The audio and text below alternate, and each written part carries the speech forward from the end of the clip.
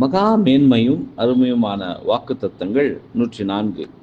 அப்படியே என் வாயிலிருந்து புறப்படும் வசனம் இருக்கும், அது வெறுமையாய் என்னிடத்திற்கு திரும்பாமல், அது நான் விரும்புகிறதை செய்து நான் அதை அனுப்பின காரியம் ஆகும்படி வாய்க்கும். ஏசாயா 55:11. பிதாவாகிய தேவன் 6000 ஆண்டுகளாக உலகத்தை மாற்ற முயற்சித்தும் எல்லாவற்றிலும் தோல்வியை அடைந்தார் என்று கூறுகிறவர்களுக்கு தேவனுடைய அனைத்து நோக்கங்களும் நிறைவேற்றப்படும் என்றும், அப்படி வார்த்தைகள் வெறுமையாய் அவரிடத்தில் திரும்பாது என்றும், அது அவர் விரும்புகிறதை செய்து அவர் அனுப்பின காரியமாகும்படி வாய்க்கும் என்றும் வேதாகமம் அளிக்கும் வாக்குத்தத்தங்களை ஒத்துக்கொள்வது கடினமாயிருக்கும்.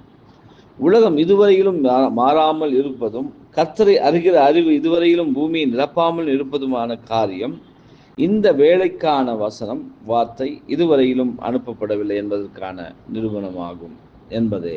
ஆமென்.